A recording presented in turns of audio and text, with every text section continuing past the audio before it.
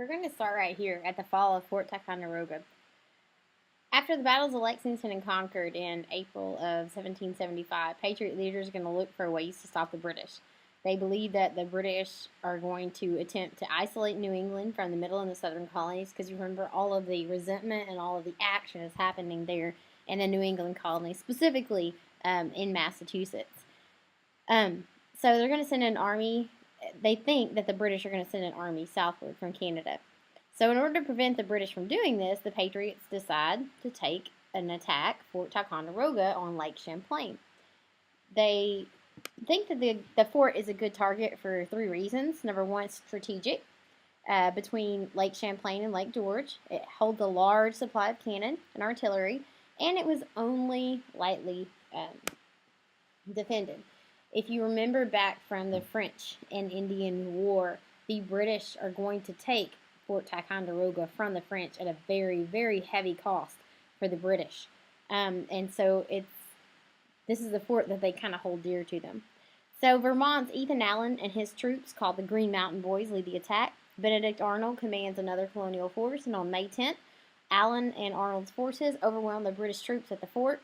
On May 12th, colonial troops capture nearby Crown Point as well, and Patriots moved the cannon from Fort Ticonderoga to Boston to protect from the city from the British attacks. And this is a very important concept when we talk about the siege of Boston.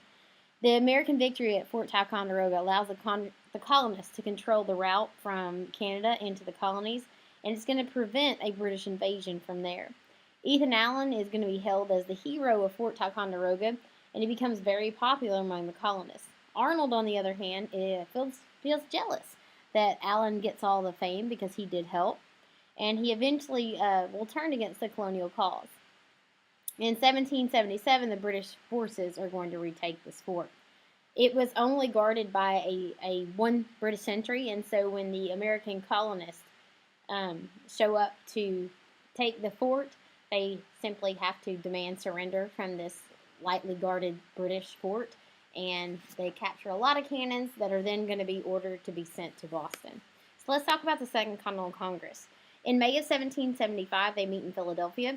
It was created the year before, if you remember the First Continental Congress in 1774, as a response to these British policies. This new Congress, the Second Continental Congress, is going to find itself in charge of military actions. After we talked last time about Lexington and Concord, Lexington being that shot heard around the world, and we just visited Fort Ticonderoga.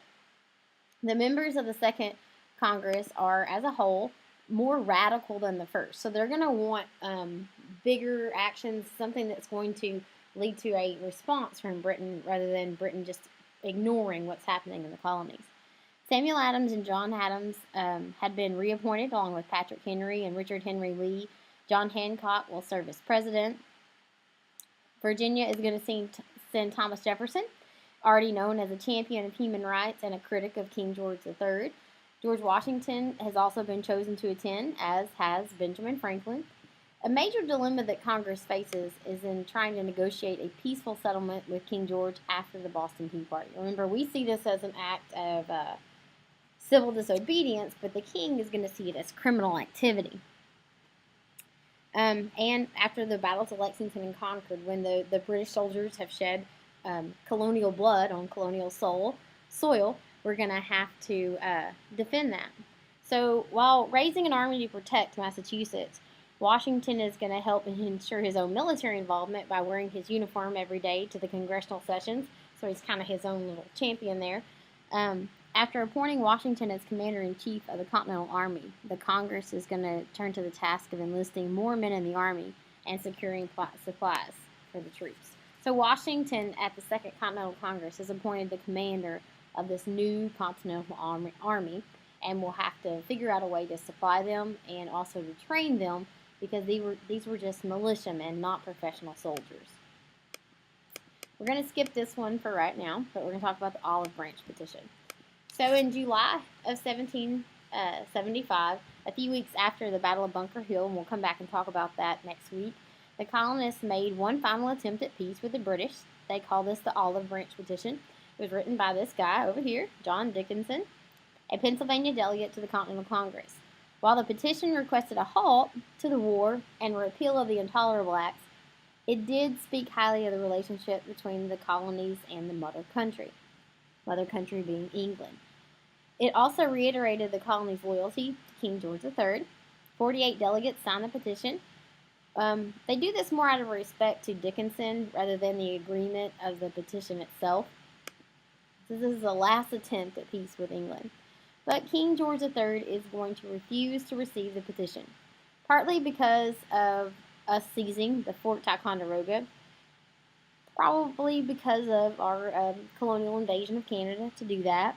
Instead, he's going to declare the colonies in rebellion in late August 1775 and order that all efforts be made to end and bring the traitors to justice.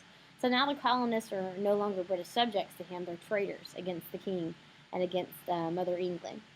So the window for peace between the colonists and the British has now closed.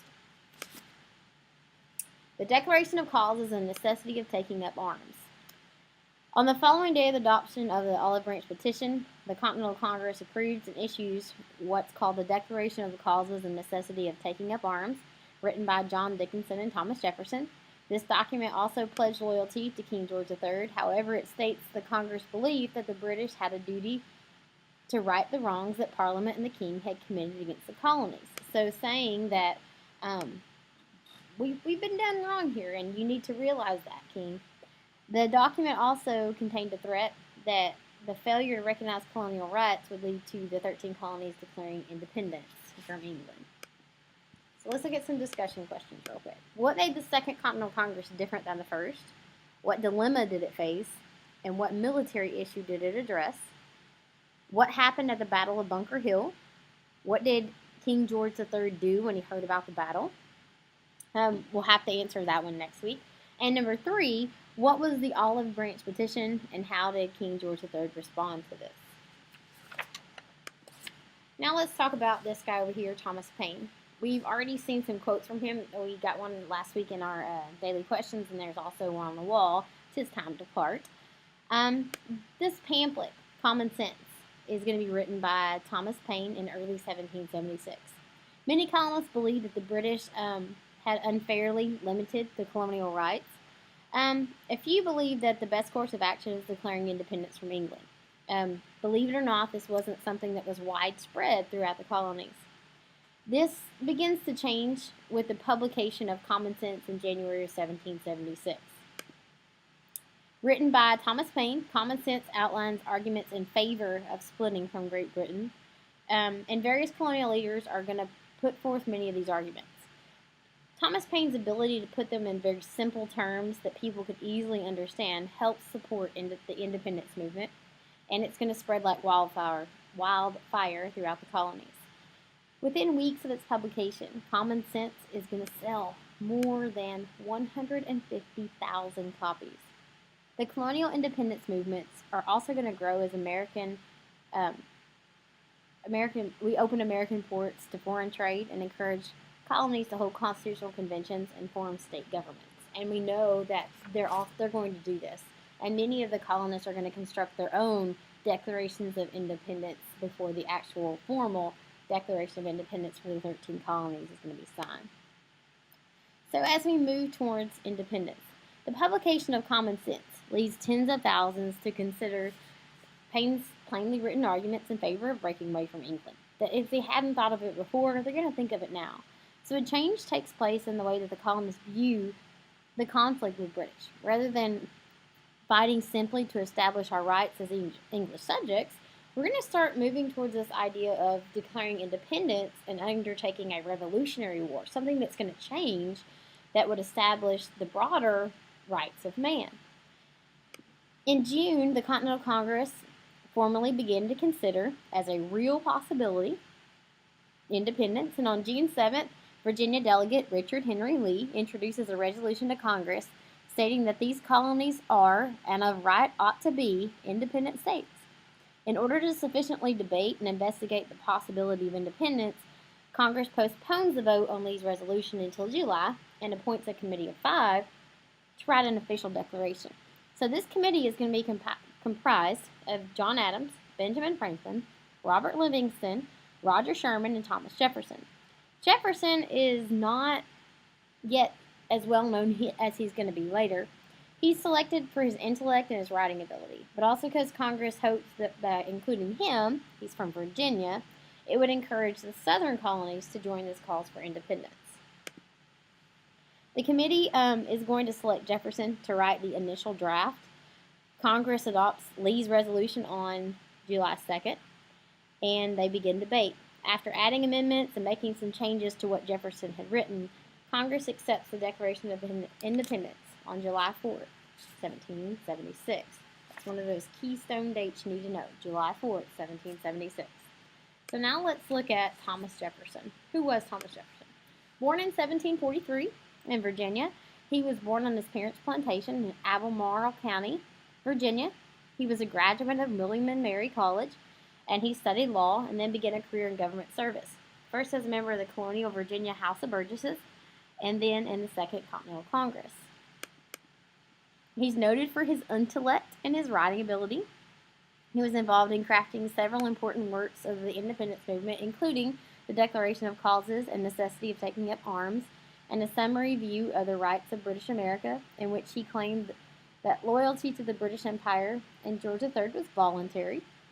He later authored the Virginia Statute for Religious Freedom, in which he proposed religious freedom for all and the effective separation of church and state, which is where that idea of separation of church and state comes from, is this writing from the colony of Virginia written by Thomas Jefferson.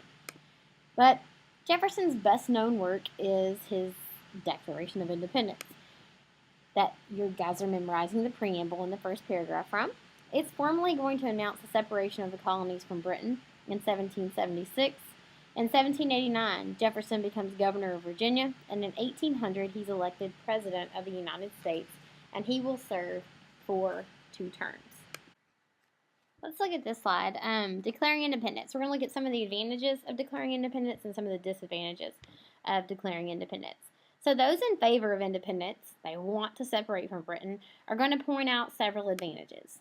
Number 1, first and foremost, declaring independence might convince France that the colonies were serious about fighting the British and that France might be willing to provide financial and military support because England was also France's enemy. Remember, a good idea in the back of your mind is anything bad for France is good for England. Anything bad for England is good for France. Declaring independence would also let the colonies act as a nation rather than as a part of an empire. Remember, we were part of the empire of England, and declaring independence, we would be the colonies, American colonies, America. As such, the British would have to treat captured American soldiers better, since we would now be citizens of an independent nation rather than simply rebels or traitors. Also, formally declaring independence would allow the new government to make a bold statement about political rights. Jefferson's idea that all men are created equal and that they are endowed by their Creator with certain inalienable rights would gain much attention from the other nations. And we're going to talk about John Locke and where those statements come from. Finally, winning independence would once and for all give the colonists freedom from the tyranny of British rule. And we very much see King George III as that tyrant and not treating us American colonists fairly. So what were the disadvantages of declaring independence? Those who are against declaring independence are going to see some very significant dangers. We're going to look at these as disadvantages. Most members of Parliament oppose granting colonial representation, but some influential politicians support the colony's right to have a vote in legislature. Remember, all this whole conflict was about taxation without representation, that we wanted representation in Parliament if they were going to tax us. So a move towards independence would likely alienate these supporters, those who had been on our side, such as William Pitt. It was one thing for the colonist protester to protest against what we see as unreasonable laws, but declaring independence would be seen as treason. And if captured, the British would likely try and execute members of the Continental Congress, as well as leading officers of the Continental Army. So they were fighting with a little bit more urgency there. That we're fighting to get independence from Britain, but if caught, death was almost certain. The colonies were very poorly prepared for war. We don't have the supplies. We don't have the materials. We need to fight the greatest military power in the world at the time in England, and we don't have the manufacturing capability that we need to produce these weapons. Therefore, we believe that an all-out war and our chances of winning are relatively slim. And if you look at it on paper, there was no reason that the colonists should have won the war against Britain, but we know that they're going to. The colonies are going to cut themselves off from a country that allowed them a fair amount of freedom. Many colonists still had an emotional attachment to their mother country and were not easily convinced to cut those ties. We considered ourselves largely up until this point Englishmen. We were living in the Americas, but we were still Englishmen. And a lot of them saw this as unacceptable to cut this tie between England. So we're going to have some debate over this declaration. On July 2nd, 1776, the Continental Congress votes unanimously to accept Richard Henry Lee's resolution calling for independence for the colonies. Congress is then going to turn its attention to debating Jefferson's declaration. And I'm going to show you some of those documents in class of what it original looked like and the edits through that, the crossed out lines that the Continental Congress does not accept. Congress finally agrees to and signs the document, the Declaration of Independence, on July 4th. However, members from some of the southern colonies disagree with the passage that criticizes the African slave trade, and Jefferson writes this passage in there, a slaveholder, and we'll talk about why he feels it necessary to end the slave trade in the colonies. And in order to reach unanimous consent, Jefferson agrees to delete this section of the Declaration of Independence. So as the Declaration of Independence is written, it does not include anything bad about that slavery or the slave trade in the colonies. So the Declaration of Independence. Jefferson's final draft of the Declaration is comprised of 3 parts: a preamble, the grievances or complaints against the king, and then a formal declaration of war. So the preamble describes the fundamental rights and states that all men are created equal and given rights including life, liberty, and the pursuit of happiness. Jefferson also wrote that if a government goes against these goals, people have the right to alter or to abolish it, and then create a new government based on the consent of the governed. That's John Locke, word for word almost.